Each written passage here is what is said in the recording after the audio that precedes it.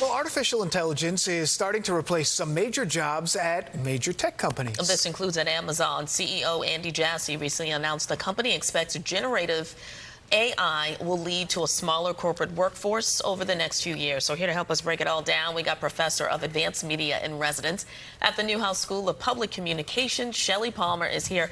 And Shelly, this isn't all bad. Even though some jobs will be lost, there'll be some jobs that will be allocated, right? Look, like all technology, you're going to lose some jobs. When new technologies show up, they are able to automate things. And you can think of AI as super automation as opposed to anything else. It's just automating workflows. And there'll be some new jobs created.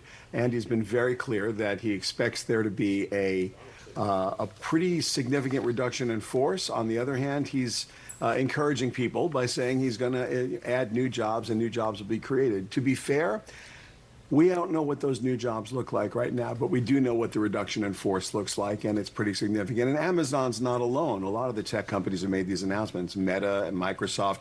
So this isn't unique to Amazon. Almost every big tech company has declared that they're going to reduce their workforces. Shelly, isn't this what everybody was afraid of, though? I mean, I'm looking at some of these numbers. Industry-wide, major U.S. companies cut white-collar workforces by 3.5% over 3 years, signaling kind of a broader movement here. Isn't this what we were worried about, that AI is going to take the jobs?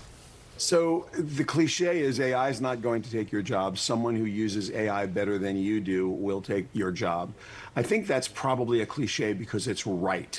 People are scared of losing their jobs to AI, but you know, we do a lot of training at the Palmer Group, my company, and when we train people, they immediately lose their fear of losing their jobs to AI because if you're a seasoned executive, you know what questions to ask the technology, you actually amplify your capabilities. This is a true skills amplifier, and people who invest themselves in this technology become incredibly more productive and way more valuable as workers or members of a workforce. So what does tend to happen is the people who are scared of this, who don't touch it or who are shunning it, are in fact most in danger. So that cliche is correct. And while a lot of people should understand that AI is coming, the biggest and most vulnerable population is entry-level jobs because Shelly, talk the about most that. menial tasks get done by automation first. For people who are watching right now, and as Dan mentioned, folks are scared. Many of us are scared.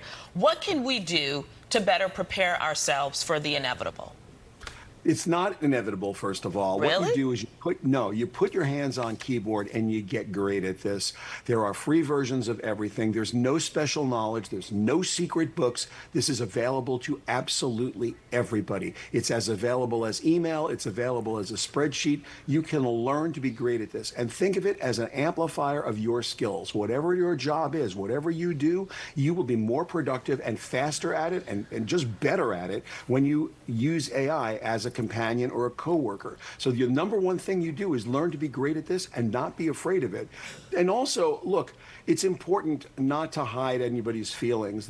We are the architects of the future we're going to live in. Everybody has power here. So everybody is empowered by this technology. You can do things you could never do before. You can translate an idea you have in your head into something other people can see or buy or interact with. Good point. So this is empowering, and people should be empowered by it, not scared by it. Good point. All right, Shelly, thank you very much. We'll check in with you soon. See you soon.